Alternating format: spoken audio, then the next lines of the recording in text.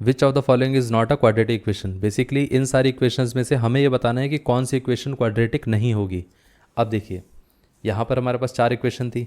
अगर हम फर्स्ट वाली इक्वेशन को सिंप्लीफाई करके देखेंगे तो कितना आएगा।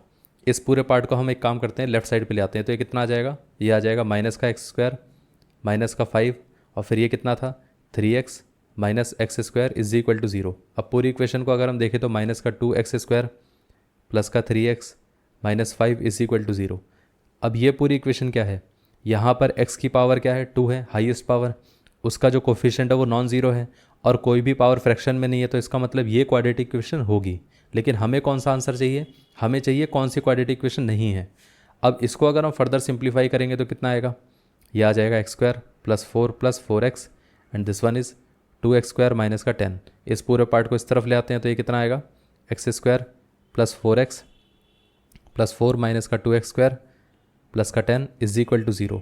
इस इक्वेशन को देखें तो माइनस का एक्स स्क्वायर आएगा और यहाँ से कितना आएगा माइनस का एक्स स्क्वायर और ये कितना आ गया प्लस का 4x और ये आ जाएगा प्लस का 14 इज इक्वल टू 0।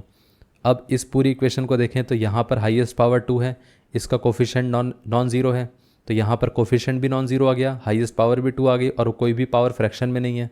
तो मतलब ये भी क्वाड्रेटिक है। इतना क्लियर है। अब इस इक्वेशन को देख लेते हैं। अगर हम इसको यहाँ पर ओपन करेंगे तो कितना आएगा, √2 का एक्स का square plus 2 times of √2 into X into 3 plus 3 square is equal to कितना रहेगा 2x स्क्वायर प्लस 6। अब इस पार्ट को हम लेफ्ट साइड पे ला सकते हैं तो ये आ जाएगा। सबसे पहले इसको ओपन कर लेते हैं, विच इज़ 2x स्क्वायर। इसको यहाँ पर लिख देंगे हम 2 इंटू 3 6 इंटू √2, तो 6√2x और ये कितना आ जाएगा 9। इस पार्ट को अगर हम इस तरफ लेकर आएंगे तो ये आ जाएगा माइनस का 2x स्क्वायर माइनस का 6 इज इक्वल टू 0।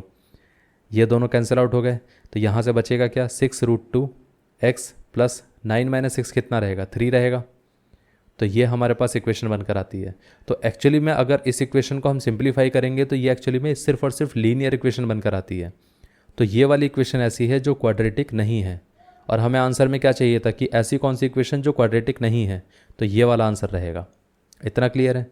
अगर आप अब इसको सिंप्लीफाई करना चाहो तो सिंप्लीफाई कर सकते हो, वरना इतने में तो आपका आंसर आ ही चुका है।